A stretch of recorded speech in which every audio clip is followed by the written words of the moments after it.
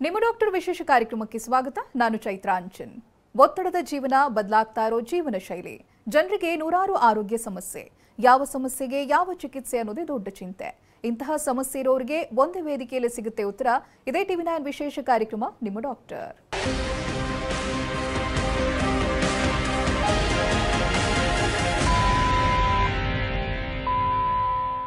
ಆಧುನಿಕ ಜೀವನ ಶೈಲಿಯ ಶಾಪದಿಂದ ತಾರುಣ್ಯದಲ್ಲಿಯೇ ಮಾರಕ ಕಾಯಿಲೆಗಳಿಗೆ ತುತ್ತಾಗ್ತಾ ಇದ್ದಾರೆ ಜನರು. ಅಂತಹ ಕಾಯಿಲೆಗಳಲ್ಲೊಂದು ಆರ್ಥ್ರೈಟಿಸ್. ಮನುಷ್ಯನ ದೇಹವನ್ನ ಜರ್ಜರಿತಗೊಳಿಸೋ ಕಾಯಿಲೆಯಲ್ಲಿ ಆರ್ಥ್ರೈಟಿಸ್ ಅಂದ್ರೆ ಸಂಧಿವಾತ ಕೂಡ ಒಂದು. ಮೊದಲೆಲ್ಲ ಆರ್ಥ್ರೈಟಿಸ್ ವೃದ್ಧಾಪ್ಯದಲ್ಲಿ ಕಾಣಿಸಿಕೊಳ್ತಾ ಇತ್ತು. ಮೂಳೆಯ ಸವೆತದಿಂದ ವೃದ್ಧಾಪ್ಯದಲ್ಲಿ ನೋವು ಕಾಣಿಸಿಕೊಳ್ತಾ ಇತ್ತು. ಮೂಳೆಗಳ ಸವೆತದಿಂದ ಬೆನ್ನು, ಮಂಡಿ ಮತ್ತೆ ಸೊಂಟ ಭಾಗದಲ್ಲಿ ನೋವು ಕಾಣಿಸಿಕೊಳ್ಳೋದು ಆರ್ಥ್ರೈಟಿಸ್ ರೋಗ ಲಕ್ಷಣ. ಇನ್ನು ಆಧುನಿಕ ಜೀವನ ಶೈಲಿ ಮತ್ತೆ ಕ್ಯಾಲ್ಸಿಯಂ ಕೊರತೆಯಿಂದ ಆರ್ಥ್ರೈಟಿಸ್ ಕಾಣಿಸಿಕೊಳ್ಳುತ್ತೆ. ಆರ್ಥ್ರೈಟಿಸ್ ನೋವುಕಾರಕ ಕಾಯಿಲೆನೇ ಇರಬಹುದು, ಆದರೆ ಸರಿಯಾದ ಮುನ್ನೆಚ್ಚರಿಕೆ ಕ್ರಮ ವಹಿಸಿದ್ರೆ ಈ ಕಾಯಿಲೆಯಿಂದ ದೂರ ಆಗಬಹುದು. ಅಲ್ಲದೆ ಸಮರ್ಪಕ ಚಿಕಿತ್ಸೆ ಪಡೆಯೋದ್ರಿಂದ ಈ ನೋವಿನಿಂದ ಮುಕ್ತಿ ಹೊಂದಬಹುದು. ಇವತ್ತಿನ ಕಾರ್ಯಕ್ರಮದಲ್ಲಿ ಆಸ್ಟಿಯೋ ಆರ್ಥ್ರೈಟಿಸ್ ಮತ್ತು ನೀ ಜಾಯಿಂಟ್ ಬಗ್ಗೆ ಮಾಹಿತಿನ ತಿಳಿಸ್ತಾ ಇದ್ದೀವಿ. ಹಾಗಿದ್ರೆ ಆಸ್ಟಿಯೋ ಆರ್ಥ್ರೈಟಿಸ್ ಅಂದ್ರೆ ಏನು? ಇದಕ್ಕೆ ಇರುವಂತಹ ಚಿಕಿತ್ಸೆ ಏನು? ಜಾಯಿಂಟ್ ಸಮಸ್ಯೆಗಳು ಯಾವುವು? ಅದಕ್ಕೆ ಚಿಕಿತ್ಸೆ ಹೇಗಿರುತ್ತೆ? ಇವೆಲ್ಲವನ್ನು ತಿಳಿಸೋದಕ್ಕೆ ನಮ್ಮ ಜೊತೆಗಿದ್ದಾರೆ doctor Nayan Kumar's multi speciality hospital ಮೈಸೂರಿನ ವೈದ್ಯರಾಗಿರುವಂತಹ ಡಾಕ್ಟರ್ ತೇಜಸ್ ಡಿಬಿ ಅವರು. ಬನ್ನಿ ಅವರೊಂದಿಗೆ ಮಾತನಾಡೋಣ. ನಮಸ್ಕಾರ ಡಾಕ್ಟರ್, ಕಾರ್ಯಕ್ರಮಕ್ಕೆ ಸ್ವಾಗತ ನಿಮಗೆ. ಹಲೋ. ಮೊದಲಾಗಿ ಜನರಿಗೆ ಜನರಲ್ ಪಬ್ಲಿಕ್ಗೆ ಈ ಆಸ್ಟಿಯೋ ಆರ್ಥ್ರೈಟಿಸ್ ಅಂದ್ರೆ ಏನು ಅನ್ನೋದೇ ಗೊತ್ತಿರೋದಿಲ್ಲ. ಈ ಆಸ್ಟಿಯೋ ಆರ್ಥ್ರೈಟಿಸ್ ಹಾಗೆ ನೀ ಜಾಯಿಂಟ್ ಪೇನ್ ಇದ್ರ ಬಗ್ಗೆ ತಿಳಿಸೋದಾದ್ರೆ ನೋಡಿ, ಇವತ್ತು ಟಾಪಿಕ್ ಇರೋದು osteo arthritis of knee joint ಅಂತ ಮೇನ್ ಆಗಿ. ಬಟ್ ಅದು ಟಾಪಿಕ್ ಪ್ರಾಪರ್ ಹೋಗೋ ಮುಂಚೆ I would like to discuss about osteo arthritis ಅಂದರೆ ಏನು, ಸವೆತ ಅಂದರೆ ಏನು. ಸೊ ಮನುಷ್ಯನ ದೇಹದಲ್ಲಿ ಟೋಟಲ್ ಆಗಿ ದೇರ್ ಆರ್ 206 206 ಮೂಳೆಗಳು ಇರುತ್ತವೆ. ಈ ಮೂಳೆಗಳು 2 ಮೂಳೆಗಳಿಗಿಂತ ಜಾಸ್ತಿ ಸೇರಿದಾಗ ಜಾಯಿಂಟ್ ಅನ್ನೋದನ್ನು ಫಾರ್ಮ್ ಮಾಡುತ್ತದೆ. ಈ ಜಾಯಿಂಟಿನ ಇರುವ ಮೂಳೆಗಳಲ್ಲಿ ಒಂದಕ್ಕೆ ಒಂದು ಉಜ್ಜಿ ಫ್ರಿಕ್ಷನ್ ಆಗಿದಾಗ ಅದರಿಂದ ಉತ್ಪನ್ನ ಆಗುವ ಲಕ್ಷಣಗಳನ್ನು ನಾವು ಆಸ್ಟಿಯೋ ಆರ್ಥ್ರೈಟಿಸ್ ಅಂತ ಹೇಳುತ್ತೇವೆ. ಇವಾಗ ಅದೇ ನಾವು ಮಂಡಿ ಅಥವಾ ನೀ ಜಾಯಿಂಟನ್ನು ಕನ್ಸಿಡರ್ ಮಾಡಿದರೆ ತೊಡೆ ಮೂಳೆ, that is called as femur, and ಕಾಲಿನ ಮೂಳೆ which is called as tibia, ಎರಡೂ ಸೇರಿ ಜಾಯಿಂಟನ್ನು ಫಾರ್ಮ್ ಮಾಡಿರುತ್ತದೆ. ಇವೆರಡು ಮೂಳೆಗಳ ನಡುವೆ ಇರುವ ಅಂತರವು ಕಡಿಮೆ ಆದಾಗ ಒಂದು ಮೂಳೆ ಇನ್ನೊಂದು ಮೂಳೆ ಮೇಲೆ ಫ್ರಿಕ್ಷನ್ ಆಗಿ ಸವೆತ ಬರುವ ಲಕ್ಷಣಗಳನ್ನು ಮಂಡಿ ಸವೆತ ಅಂತ ನಾವು ಯೂಶಲಿ ಹೇಳುತ್ತೇವೆ. ಆಸ್ಟಿಯೋ ಆರ್ಥ್ರೈಟಿಸ್ ಅನ್ನೋದು ಕೇವಲ ಮಂಡಿಗೆ ಅಷ್ಟೇ ಸೀಮಿತವಲ್ಲ. ದೇಹದಲ್ಲಿ ಮತ್ತೆ ಬೇರೆ ಜಾಯಿಂಟ್ಸುಗಳಿವೆ, ಅಂದರೆ ಹಿಪ್ ಜಾಯಿಂಟ್ ಇರಲಿ, ಶೋಲ್ಡರ್ ಜಾಯಿಂಟ್ ಇರಲಿ, ಆ್ಯಂಕಲ್ ಜಾಯಿಂಟ್ ಇರಲಿ, ಇವಲ್ಲೂ ಸಹ ಆರ್ಥ್ರೈಟಿಸಿನ ಲಕ್ಷಣಗಳು ಕಂಡುಬರುತ್ತದೆ. ಆದರೆ ಭಾರತದಲ್ಲಿ most common form of arthritis ಸಿಗೋದು ನಮಗೆ ಮಂಡಿ that is the knee joint involve ಆಗಿರೋದು, that is your osteo arthritis of knee joint. Okay, ಯಾರಲ್ಲಿ ಈ ಲಕ್ಷಣಗಳು, ಯಾರಲ್ಲಿ ಇದು ಕಂಡು ಬರುತ್ತೆ ಹೆಚ್ಚಾಗಿ ಅಂತ?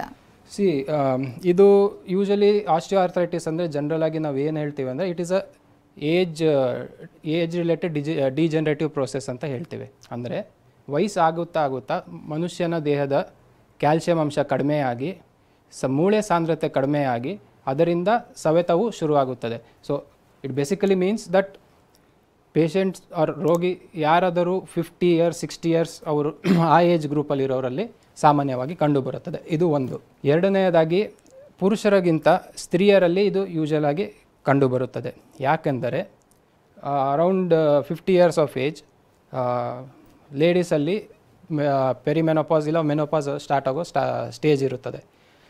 ಈ ಮೆನೋಪಾಸಲ್ ಟೈಮಿನಲ್ಲಿ ದೇಹದಿಂದ ಕ್ಯಾಲ್ಸಿಯಂ ಅಂಶವು ಅವರದಲ್ಲಿ ಕಡಿಮೆ ಆಗುತ್ತಿರುತ್ತದೆ. ಇದರಿಂದ ಇಂಡೈರೆಕ್ಟಾಗಿ ಮೂಳೆ ಸಾಂದ್ರತೆಯು ಕಡಿಮೆಯಾಗಿ ಜೊತೆಗೆ ಆರ್ಥ್ರೈಟಿಸಿನ ಫೀಚರ್ಸು ಸಹ ಕಂಡುಬರುತ್ತದೆ.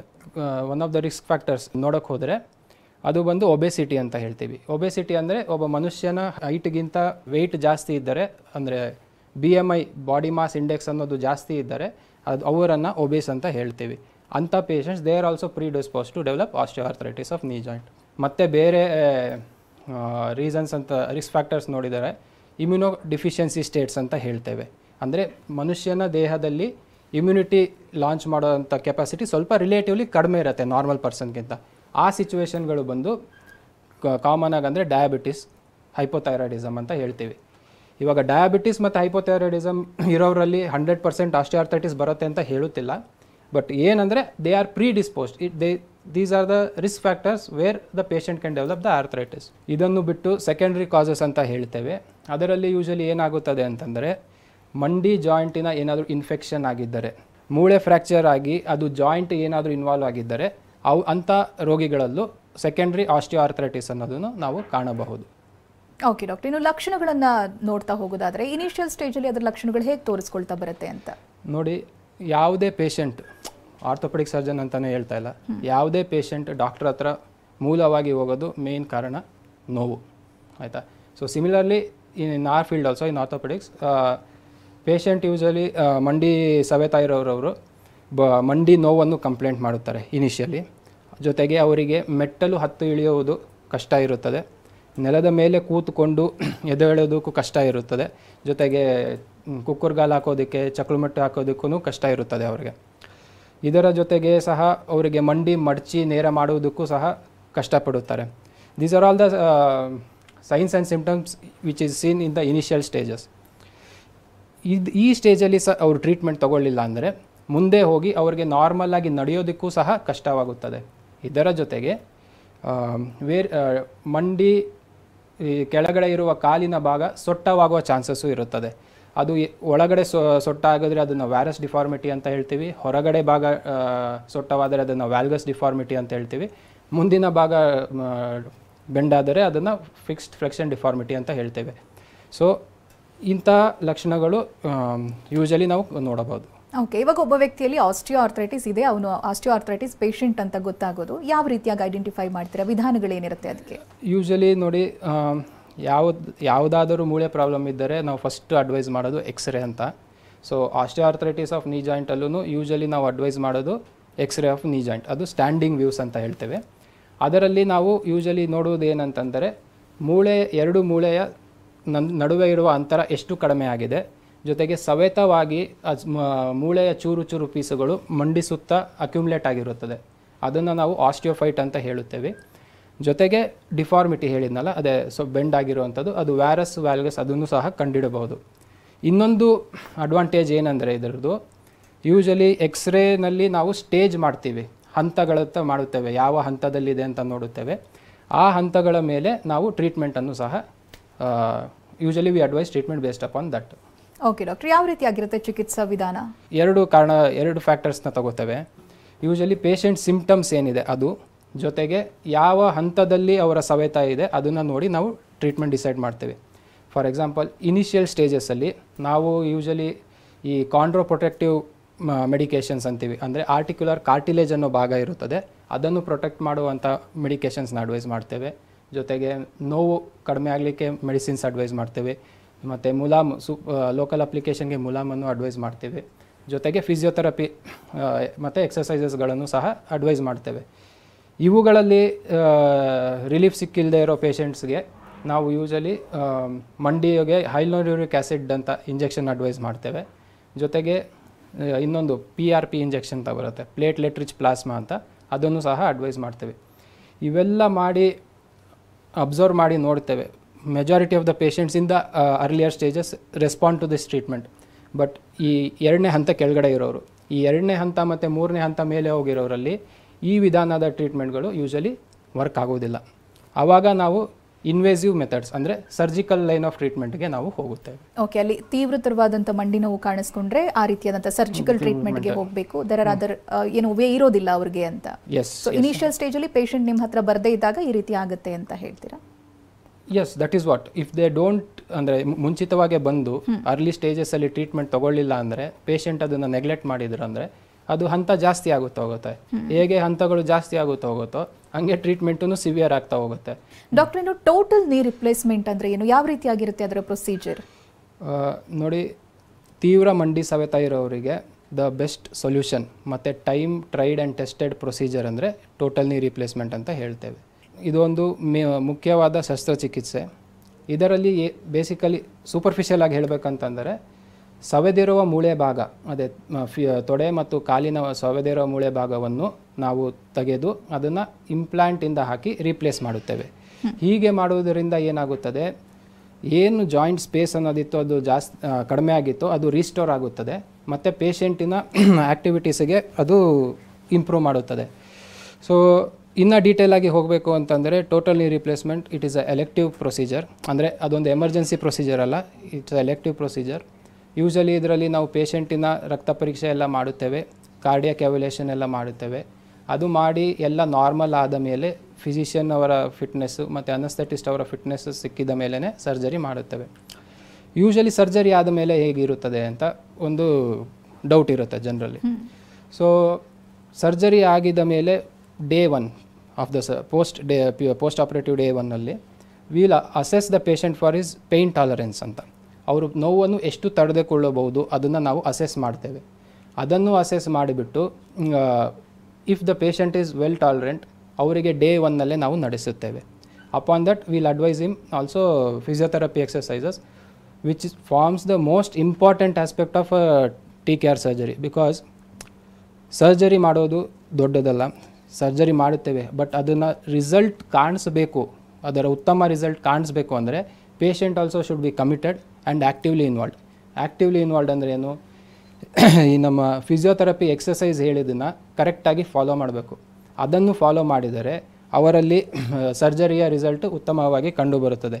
ಇಲ್ಲ ಅಂದರೆ ಏನಾಗುತ್ತದೆ ಅಂದರೆ ಸರ್ಜರಿ ಮಾಡಿದರೂ ನೋವು ಕಡಿಮೆ ಆಗೋದಿಲ್ಲ, ಮಂಡಿ ಮಡಚಿ ನೇರ ಮಾಡೋದಕ್ಕೆ ಕಷ್ಟ ಆಗುತ್ತದೆ, ಜೊತೆಗೆ ಸ್ಟಿಫ್ನೆಸ್ ಅನ್ನೋದು ಡೆವಲಪ್ ಆಗುತ್ತದೆ. ಸೊ ಈ ಒಂದು total knee replacement is what you call an important aspect to relieve the pain from the patient. But physiotherapy ಅನ್ನೋದು ಒಂದು ಇಂಪಾರ್ಟೆಂಟ್ ಆಸ್ಪೆಕ್ಟ್ ಫಾರ್ಮ್ ಮಾಡುತ್ತೆ. ಓಕೆ ಡಾಕ್ಟರ್, ಇನ್ನು ಇದು ಈ ರೀತಿಯಾದಂಥ ಟ್ರೀಟ್ಮೆಂಟ್ ಏನಿದೆ ಕಂಪ್ಲೀಟ್ ರಿಪ್ಲೇಸ್ಮೆಂಟ್ ಯಾವ ರೀತಿಯಾಗಿ ರೋಗಿಗೆ ಹೆಲ್ಪ್ ಆಗುತ್ತೆ ಅಂತ ನೋಡಿ, ಮುಂಚೆ ಲಕ್ಷಣಗಳಲ್ಲಿ ಏನು ಹೇಳಿದ್ದೆ ಅದೆಲ್ಲ ಇಲ್ಲಿ ರಿವರ್ಸ್ ಆಗುತ್ತೆ. ಅಂದರೆ ಮೇಯ್ನಾಗಿ ನೋವಿರೋದು ಪೇಷಂಟಲ್ಲಿ ಪೂರ್ಣ ಕಡಿಮೆ ಆಗುತ್ತದೆ, ಜೊತೆಗೆ ಮೆಟ್ಟಲು ಹತ್ತಿ ಇಳಿಯೋದು ಎಲ್ಲ ಇಂಪ್ರೂವ್ ಆಗುತ್ತದೆ. ಸ್ವಲ್ಪ ತಿಂಗಳ ನಂತರ ಪೇಷಂಟ್ ನೆಲದ ಮೇಲೆ ಸಹ ಕೂತ್ಕೊಂಡು ಎದ್ದೇಳೋದೆಲ್ಲ ಮಾಡ್ಬೋದು, ಲಾಂಗ್ ಡಿಸ್ಟೆನ್ಸ್ ಟ್ರಾವೆಲ್ಸು ಸಹ ಎಲ್ಲ ಮಾಡ್ಬೋದು. ಜೊತೆಗೆ ಏನಾಗುತ್ತದೆ, ಸೊಟ್ಟ ಆಗಿತ್ತಲ್ಲ, ತೀವ್ರ ಸವೆತದಲ್ಲಿ ಕಾಲು ಏನು ಸೊಟ್ಟ ಆಗಿರುತ್ತದೆ ಅದು ಸಹ ಸವೆತದ ಮುಂಚೆ ಹೆಂಗಿತ್ತು ಆ ಥರನೇ ನೇರವಾಗುತ್ತದೆ. ಮತ್ತು ಪೇಷಂಟಿನ ಬೋನ್ ಏಜ್ ಅಂತ ಹೇಳ್ತೀವಿ, ಅಂದರೆ ಏನು ಅವರ 60 ವಯಸ್ಸು ಅಷ್ಟು ಆಗಿತ್ತಲ್ಲ ಮೂಳೆ ವಯಸ್ಸು, ಅದನ್ನು ನಾವು ಆಲ್ಮೋಸ್ಟ್ 40 ವರ್ಷ ತನಕ ಇಳಿಸಿರೋ ಥರ ಆಗುತ್ತದೆ. ಅಂದರೆ they will be active like how they were ದೇರ್ 40s, even though they are 60s they will be active like how they were 40s.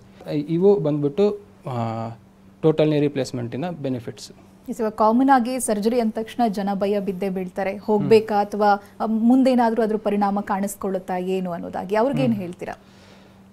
ಸರ್ಜರಿಯ ಬಗ್ಗೆ ಸಲಹೆ ನೀಡೋ ಮುಂಚೆ ಜನರಲ್ ಸಲಹೆ ಏನು ನೀಡುತ್ತೇನೆ ಅಂದರೆ, ಮಂಡಿ ಸವೆತದ ಲಕ್ಷಣಗಳು ಕಂಡಿದ ತಕ್ಷಣ ಡಾಕ್ಟರಿಗೆ ಕನ್ಸಲ್ಟ್ ಮಾಡಬೇಕು. ಯಾವುದೇ ಕಾರಣಕ್ಕೂ ನೆಗ್ಲೆಕ್ಟ್ ಮಾಡೋಕ್ಕೆ ಹೋಗಬಾರದು. ನೆಗ್ಲೆಕ್ಟ್ ಮಾಡಿದಷ್ಟು ಏನಾಗುತ್ತದೆ, ಸಿಂಪ್ಟಮ್ಸ್ ಎಲ್ಲ ಜಾಸ್ತಿ ಆಗುತ್ತದೆ ಮತ್ತು ಸವೆತದ ಸ್ಟೇಜು ಸಹ ಜಾಸ್ತಿ ಆಗುತ್ತದೆ. ಸೊ ಡಾಕ್ಟರಿಗೆ ಕನ್ಸಲ್ಟ್ ಮಾಡಿದಾಗ ಅವರು ನಿಮಗೆ ಮೆಡಿಸಿನ್ ಮತ್ತು ಬೇರೆ ವಿಧಾನಗಳು ಹೇಳುತ್ತಾರೆ. ಅವರು ಇದರಿಂದ ಏನಾಗುತ್ತದೆ, ನಿಮ್ಮ ಸಿಂಪ್ಟಮ್ಸ್ ಕಡಿಮೆ ಆಗುತ್ತದೆ ಮತ್ತು ಮೂಳೆ ಸವಿಯೋ ವೇಗ ಇರುತ್ತಲ್ಲ, ಮೂಳೆ ಸವೆತ ಇರಲಿ ಮಂಡಿ ಸವೆತ ಇರಲಿ, ಆ ವೇಗ ಕಡಿಮೆ ಆಗುತ್ತದೆ. So indirectly we are pushing your surgery time to future. For example, ಇವಾಗ ಒಬ್ಬ ಪೇಷಂಟ್ 45 ವಯಸ್ಸಿನಲ್ಲೇ ಮಂಡಿ ಸವೆತ ಶುರುವಾಗಿ ಇನಿಷಿಯಲ್ ಸ್ಟೇಜಸಲ್ಲಿ ಡಾಕ್ಟರಿಗೆ ಕನ್ಸಲ್ಟ್ ಮಾಡಿದಾಗ ಏನು ಟ್ರೀಟ್ಮೆಂಟನ್ನು ಕೊಡುತ್ತಾರೆ ಅವನು ಅದನ್ನು ಕರೆಕ್ಟಾಗಿ ಪಾಲಿಸಿದರೆ ಅವನು ಸರ್ಜರಿ ಇರೋದನ್ನು ಪೋಸ್ಟ್ಪೋನ್ ಮಾಡಬಹುದು.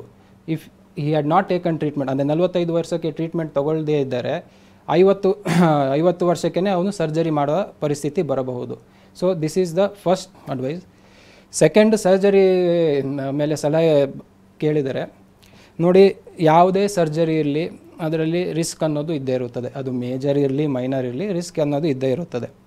ಜೊತೆಗೆ ಇದರಲ್ಲಿ ಏನಾಗುತ್ತದೆ ಅಂದರೆ, ಮಂಡಿ ಸವೆತದಲ್ಲಿ patients usually there are geriatric patients, ಅಂದರೆ ವಯಸ್ಸಾಗಿರೋ ಪೇಷಂಟ್ಗಳು, ಅವರಲ್ಲಿ BP, ಶುಗರು ಮತ್ತು ಇನ್ನಿತರ ಹಾರ್ಟ್ ಪ್ರಾಬ್ಲಮ್ಸ್ ಅವೆಲ್ಲ ಇದ್ದಿರೋದು ಸಹಜ. ಸೊ ಅದರಿಂದ ಅವರಿಗೆ ಆ ಹೆದರಿಕೆ ಇರೋದು ಸಹಜ, ಏನಾಗುತ್ತದೋ ಏನೋ ಅನ್ನೋ ಹೆದರಿಕೆ ಇರುತ್ತದೆ. ಜೊತೆಗೆ ಅವರ ಪೋಷಕರಿಗೂ ಸಹ ಹೆದರಿಕೆ ಇರುತ್ತದೆ. ಇದಕ್ಕೆಲ್ಲ ಒಂದೇ ಸಿಂಗಲ್ ಲೈನಲ್ಲಿ ಹೇಳಬೇಕಂದ್ರೆ, in good and experience hands your knee and life are safe. So ಹೆದರ್ಕೊಳ್ಳೋದಂಥದ್ದು ಏನೂ ಇಲ್ಲ. ಕರೆಕ್ಟಾಗಿ ಅರ್ಲಿಯರ್ ಸ್ಟೇಜಸ್ ಆದರೂ ಇರಲಿ, ಲೇಟ್ ಸ್ಟೇಜಸ್ ಆದರೂ ಇರಲಿ, ಅದನ್ನು ನೀವು ಡಾಕ್ಟರಿಗೆ ಕನ್ಸಲ್ಟ್ ಮಾಡಿ ಕರೆಕ್ಟಾಗಿ ಟ್ರೀಟ್ಮೆಂಟ್ ತೊಗೊಂಡ್ರೆ ಏನೂ ಪ್ರಾಬ್ಲಮ್ ಆಗೋದಿಲ್ಲ. ಎಸ್ ಡಾಕ್ಟರ್ ಇವಾಗಲೇ ಆಸ್ಟಿಯೋ ಆರ್ಥರೈಟಿಸ್ ಬಗ್ಗೆ ಹೇಳ್ತಾ ಇದ್ರು, ಜೊತೆಗೆ ಕಂಪ್ಲೀಟ್ ನೀ ರಿಪ್ಲೇಸ್ಮೆಂಟ್ ಯಾವ ರೀತಿ ಆಗಿರುತ್ತೆ ಏನು ಅನ್ನೋದನ್ನು ಕೂಡ ಎಕ್ಸ್ಪ್ಲೈನ್ ಮಾಡ್ತಾ ಇದ್ರು. ಇದಾದ ನಂತರ ಅದಕ್ಕೆ ಬೇಕಿರುವಂತಹ ಜಾಗೃತಾ ಕ್ರಮಗಳು ಯಾವ ರೀತಿ ಆಗಿರುತ್ತೆ ಇದನ್ನು ಕೂಡ ತಿಳಿಸ್ಕೊಡ್ತೀವಿ. ಆಗಲೇ ಡಾಕ್ಟರ್ ತೇಜಸ್ DB ಅವರು ವಿವರವಾಗಿ ಆಸ್ಟಿಯೋ ಆರ್ಥರೈಟಿಸ್ ಬಗ್ಗೆ ಡೀಟೇಲ್ಸ್ ಅನ್ನ ಹೇಳ್ತಾ ಇದ್ರು. ಡಾಕ್ಟರ್, ಇನ್ನು ಕಂಪ್ಲೀಟ್ ನೀ ರಿಪ್ಲೇಸ್ಮೆಂಟ್ ಯಾವ ರೀತಿಯಾಗಿ ಆಗುತ್ತೆ ಅಂತ ತಿಳಿಸ್ಕೊಟ್ರಿ. ಈ ಪೋಸ್ಟ್ ಆಪರೇಷನ್ ಕೇರ್ ಅನ್ನೋದು ಹೇಗಿರಬೇಕು? Post operative care, it is one of the most important aspect in a patient who is treated with the total knee replacement. Usually orthopedic surgeries ಆದಷ್ಟು ನಾವು ಸ್ಟೆರೈಲ್ ಕಂಡೀಷನಲ್ಲಿ ಮಾಡ್ತೇವೆ. ದ ಮೀನಿಂಗ್ ಆಫ್ ಸ್ಟೆರೈಲ್ ಅಂತಂದರೆ ಆದಷ್ಟು ಕ್ಲೀನಾಗಿ ಮಾಡಬೇಕು. ಯಾಕಂದರೆ ನಾವು ಯೂಸ್ ಮಾಡೋ ಇಂಪ್ಲಾಂಟ್ಸ್ ಇರುತ್ತಲ್ಲ ಅದು ಬಂದು ಫಾರಿನ್ ಬಾಡೀಸ್, ಸೊ ಅದು ಇನ್ಫೆಕ್ಟ್ ಆಗೋ ಚಾನ್ಸಸ್ ಜಾಸ್ತಿ ಇರುತ್ತೆ. So this is I am telling regarding regular ಏನಂದರೆ ಮೂಳೆ ಮುರಿದಿರೋ ಫ್ರ್ಯಾಕ್ಚರ್ಸ್ ಬಗ್ಗೆ ನಾನು ಹೇಳಿದ್ದು.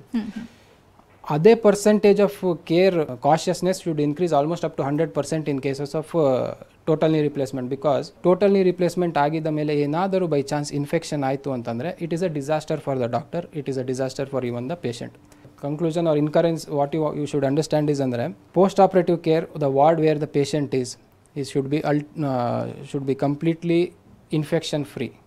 ಅಂದರೆ ಆದಷ್ಟು ಇನ್ಫೆಕ್ಷನ್ ಕಡಿಮೆ ಆಗೋ ಥರ ಮೇಂಟೈನ್ ಮಾಡಬೇಕು. ಅಂದರೆ ಜಾಸ್ತಿ ಜನಕ್ಕೆ ಒಳಗಡೆ ಬಿಡಬಾರದು, ಕೇವಲ ಒಂದು ಅಟೆಂಡರ್ ಇರಬೇಕು, ಪದೇ ಪದೇ ಏನಂತೀವಿ ಕ್ಲೀನ್ ಮಾಡೋದಾಗಲಿ ಆ ಥರ ಅವೆಲ್ಲ those things shouldn't go in post operative period. ಜೊತೆಗೆ ಯೂಶಲಿ ಪೋಸ್ಟ್ ಆಪರೇಟಿವ್ ಡೇಯಲ್ಲಿ ನಾವು ಏನು ಮಾಡುತ್ತೇವೆ ಅಂತಂದರೆ ಎಪಿಡ್ಯೂರಲ್ ಅನಸ್ತೀಸಿಯಾ ಅಂತ ಕೊಟ್ಟಿರ್ತಾರೆ. ಅದರಿಂದ ಏನು ಮಾಡ್ತಾರೆ, ಯೂಶಲಿ ಪೇಯ್ನನ್ನು ಕಡಿಮೆ ಆಗಲಿಕ್ಕೆ ಅದು ಹಿಂಗಡೆ ಅನಸ್ತೀಸಿಯಾನು ಕೊಟ್ಟಿರ್ತಾರೆ. ಅದನ್ನು anaesthetist daily 1 2 to 3 days top up ಮಾಡಿ ಪೇಯ್ನ್ ಕಡಿಮೆ ಆಗೋ ಥರ ಪೋಸ್ಟ್ ಆಪರೇಟಿವ್ ಕೇರಲ್ಲಿ ನೋಡ್ಕೋತಾರೆ. ಎರಡನೇದು ಬಂದು ಯೂಶಲಿ ನಾವು ಫಸ್ಟ್ ಡೇನಲ್ಲಿ ಮುಂಚಿತವಾಗಿ ಹೇಳಿದಂಗೆ ಪೇಷಂಟನ್ನ ಪೇಯ್ನ್ ಹೆಂಗಿದೆ ಅದನ್ನು ಅಸೆಸ್ ಮಾಡಿ ಅವರಿಗೆ ಫಸ್ಟ್ ಡೇ ಅಲ್ಲೇ ಆದಷ್ಟು ನಡೆಸೋದಕ್ಕೆ ಪ್ರಯತ್ನ ಮಾಡ್ತೇವೆ.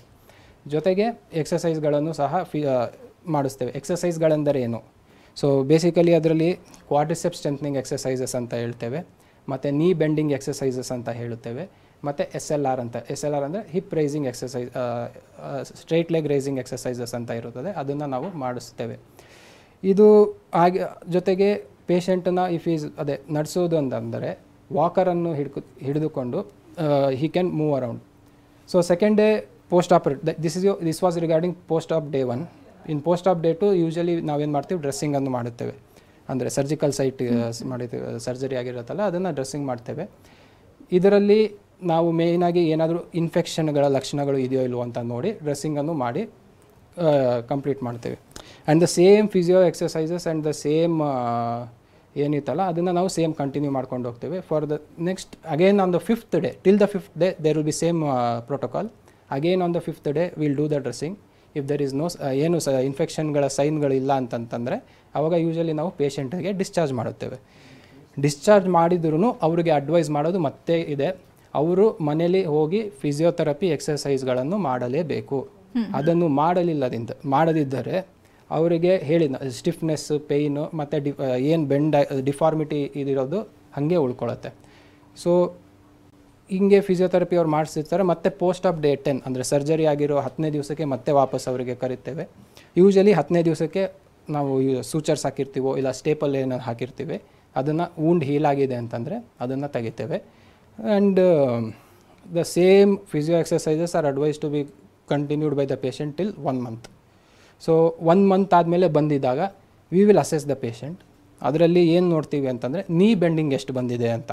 ನೀ ಬೆಂಡಿಂಗ್ ಅಂದರೆ ಮಂಡಿ ಎಷ್ಟು ಮಡಚೋದಾಗುತ್ತೆ, ಮಡಚಲಿಕ್ಕೆ ಆಗುತ್ತೆ ಮತ್ತು ಎಷ್ಟು ಉದ್ದ ಮಾಡಲಿಕ್ಕಾಗುತ್ತೆ ಅನ್ನೋದನ್ನು ನಾವು ಅಸೆಸ್ ಮಾಡ್ತೇವೆ. Because that is the main thing which patient will be lacking in before surgery. So and if the ಏನಂತೀವಿ ರೇಂಜ್ ಆಫ್ ಮೂಮೆಂಟ್ಸ್ ಅಂದರೆ ಮಡಚೋದು ನೇರ ಮಾಡೋದು ನಮ್ಮ ಸ್ಯಾಟಿಸ್ಫ್ಯಾಕ್ಟರಿ ಲೆವೆಲ್ ಮ್ಯಾಚ್ ಆಗುತ್ತೆ ಅಂತಂದರೆ that indicates that patient is doing proper physiotherapy exercises. So then will advise the patient to continue the same and we'll ask him to come for regular follow-ups in span of 1 month. ಇನ್ನು ನಯನಕುಮಾರ್ಸ್ multi speciality hospital ಅಲ್ಲಿ ಆ ವ್ಯಕ್ತಿ ಯಾವುದೇ stage ಅಲ್ಲಿ ಇರಬಹುದು, ಆಸ್ಟಿಯೋಆರ್ಥರೈಟಿಸ್ ನ ವ್ಯಕ್ತಿ, ಯಾವ ರೀತಿಯಾಗಿ ಅವರನ್ನು ಟ್ರೀಟ್ ಮಾಡ್ತೀರಾ ಅಂತ? ಸೊ ಈವನ್ ಯಾವ ಪೇಷಂಟ್ ಬಂದರೂ ಎಲ್ಲರಿಗೂ ಒಂದೇ ಸಮಾನವಾದ ಟ್ರೀಟ್ಮೆಂಟ್ ಇರುತ್ತದೆ. ಓಕೆ, ಸೊ ಪೇಷಂಟ್ ಬಂದಾಗ initially there will be assessment, clinical assessment. OPDಯಲ್ಲಿ ಕನ್ಸಲ್ಟ್ ಮಾಡಿದಾಗ ಅವರಿಗೆ ಏನು ತೊಂದರೆ ಇದೆ ಅದನ್ನೆಲ್ಲ ಅಸೆಸ್ ಮಾಡ್ತೇವೆ. ಅವರ ಮಂಡಿಯಲ್ಲಿ ಎಷ್ಟು ಸವೆತವಿದೆ, ಏನು ಆಗಿದೆ ಅನ್ನೋದನ್ನೆಲ್ಲ ಅಸೆಸ್ ಮಾಡ್ತೇವೆ. ಲೇಟರ್ ಪೇಷಂಟಿಗೆ ಎಕ್ಸ್ರೇಯನ್ನು ಅಡ್ವೈಸ್ ಮಾಡ್ತೇವೆ. ಎಕ್ಸ್ರೇ ಅಡ್ವೈಸ್ ಮಾಡಿ ಅದರಲ್ಲಿ ಎಷ್ಟು ಮಟ್ಟಿಗೆ ಸವೆತ ಇದೆ ಅದರ ಮೇಲೆ ಟ್ರೀಟ್ಮೆಂಟನ್ನು ಅಡ್ವೈಸ್ ಮಾಡ್ತೀವಿ. ಫಾರ್ ಎಕ್ಸಾಂಪಲ್ ರೀಸೆಂಟಾಗಿ ಒಬ್ಬರು ಪೇಷಂಟ್ ಟೋಟಲ್ ನೀ ರಿಪ್ಲೇಸ್ಮೆಂಟ್ ಆಗಿತ್ತು. He was around 65 years old male and he had almost all the comorbidities. ಅಂದರೆ ಹಾರ್ಟ್ ಪ್ರಾಬ್ಲಮ್ ಇತ್ತು, COPD ಅಂದರೆ ಲಂಗ್ ಪ್ರಾಬ್ಲಮ್ ಇತ್ತು, ಜೊತೆಗೆ BP ಡಯಾಬಿಟಿಸ್ ಎರಡೂ ಇತ್ತು. ಸೊ ಅವ್ರದ್ದು as I told it is an elective procedure. ಪೇಷಂಟಿಗೆ admit ಮಾಡಿದ್ವಿ. ಅಡ್ಮಿಟ್ ಮಾಡಿದ ಮೇಲೆ ಎಲ್ಲ ರಕ್ತ ಪರೀಕ್ಷೆಗಳೆಲ್ಲ ಮಾಡಿ ಅದರಲ್ಲಿ ಏನು ಏರುಪೇರು ಇದೆ ಅದನ್ನೆಲ್ಲ ಕರೆಕ್ಟ್ ಮಾಡಿ ನಂತರ ಪೇಷಂಟನ್ನು ಸರ್ಜರಿ ಮಾಡಿದ್ವಿ. ಸರ್ಜರಿ ಸರ್ಜರಿ ಆದ 1ನೇ ದಿನಕ್ಕೆ ಪೇಷಂಟಿಗೆ ನಡೆಸಿದ್ವಿ. ಸೊ ಇದು ಹೇಳೋದೇನೆಂದರೆ whoever or whatever stage patient who is suffering from osteoarthritis will come to our hospital, will get the best possible treatment. Okay, thank you doctor. ಇವತ್ತಿನ ಕಾರ್ಯಕ್ರಮದಲ್ಲಿ ಆಸ್ಟಿಯೋಆರ್ಥರೈಟಿಸ್ ಬಗ್ಗೆ ಬಹಳ ವಿವರವಾಗಿ ಮಾಹಿತಿನ ತಿಳಿಸ್ಕೊಟ್ಟಿದ್ದೀರಾ. ಧನ್ಯವಾದಗಳು ನಿಮಗೆ. Thank you. ಇದುವರೆಗೆ ನಮ್ಮ ಜೊತೆಗಿದ್ದದ್ದು ನಯನಕುಮಾರ್ಸ್ ಮಲ್ಟಿ ಸ್ಪೆಷಾಲಿಟಿ ಹಾಸ್ಪಿಟಲ್ನ ಡಾಕ್ಟರ್ ತೇಜಸ್ DB ಅವರು. ಇನ್ನು ನಯನಕುಮಾರ್ಸ್ ಮಲ್ಟಿ ಸ್ಪೆಷಾಲಿಟಿ ಹಾಸ್ಪಿಟಲ್ನ ಭೇಟಿ ಆಗಬೇಕು ಅಂತ ಹೇಳಿದ್ರೆ ನಂಬರ್ ಹಾಗೆ ವಿಳಾಸವನ್ನು ನೋಟ್ ಮಾಡ್ಕೊಳ್ಳಿ. Nayanakumar's multi speciality hospital, Mysuru, number 6, 3ನೇ ಮುಖ್ಯ ರಸ್ತೆ, ನೇತಾಜಿ ಸರ್ಕಲ್ ಹತ್ತಿರ, ದತ್ತಗಲ್ಲಿ, ರಾಜಾಜಿನಗರ, ರಾಜರಾಜೇಶ್ವರಿ ನಗರ, ಮೈಸೂರು, ಕರ್ನಾಟಕ 570022. ದೂರವಾಣಿ ಸಂಖ್ಯೆ 9742714758 ಅಥವಾ 9513310100. ಇದು ಹೊತ್ತಿನ ವಿಶೇಷ. ನಿರಂತರ ಸುದ್ದಿಗಾಗಿ ನೋಡ್ತಾ ಇರಿ TV9.